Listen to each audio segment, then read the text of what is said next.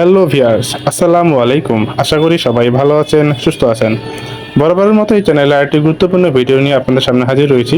যারা এরকম নিত্য নতুন ভিডিও পেতে চান তারা অবশ্যই চ্যানেলটি সাবস্ক্রাইব করবেন। সাবস্ক্রাইব করে পাশে থাকবেন বাটনে ক্লিক করে অল সিলেক্ট করে দেবেন, যাতে পরবর্তী ভিডিও আপলোড দেওয়ার সঙ্গে সঙ্গে আপনারা দেখতে পারেন। তো চলুন কথা না বলে ভিডিও শুরু করা যাক। সরকার পদত্যাগ না করা পর্যন্ত অসহযোগ আন্দোলনের ডাক। প্রধানমন্ত্রী শেখ হাসিনা ও তার মন্ত্রিসভার পদত্যাগের এক দফা দাবি ঘোষণা করেছেন বৈষম্য বিরোধী ছাত্র আন্দোলন।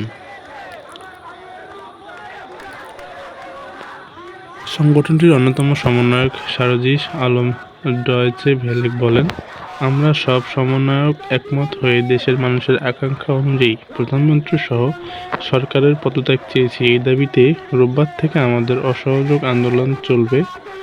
সরকার পদত্যাগ না করা পর্যন্ত আমাদের কর্মসূচি অব্যাহত থাকবে। এর আগে সকালে প্রধানমন্ত্রী শেখ হাসিনা ঢাকার এক অনুষ্ঠানে আন্দোলনকারীদের শিক্ষার্থীদের সঙ্গে গণভবনে আলোচনায় বসার আহ্বান জানান।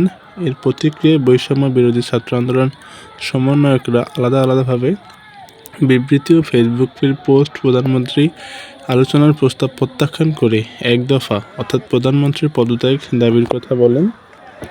আর বিকেলে সমন্বয়ক নাহিদ ইসলাম প্রধানমন্ত্রীর পদত্যাগের দাবির ঘোষণা দেন।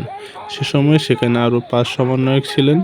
অন্যতম সমন্বয়ক আসিফ ইসলাম বলেন, আমরা জীবনের নিরাপত্তা, বাংলাদেশের মানুষের জীবনের নিরাপত্তার কথা বিবেচনা করে আমরা সবাই এই সিদ্ধান্তে উপনীত হয়েছি যে কোনোভাবেই এই সরকারের আর 1 মিনিটেও ক্ষমতায় থাকার অধিকার নেই। এক দফা এক দাবি, শেখ হাসিনার পদত্যাগ।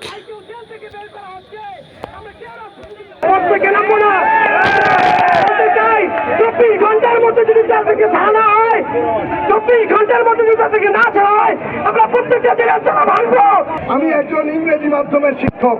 আমার খুবই অল্প সংখ্যক ছাত্রছাত্রী এই শহরে, কিন্তু আমি বসে থাকতে পারিনি। আমার ছেলে, আমার মেয়ে, তাদের কাছে আমি জবাব দিতে পারিনি, বাবা এই সন্তানরা এভাবে নেমেছে, এরা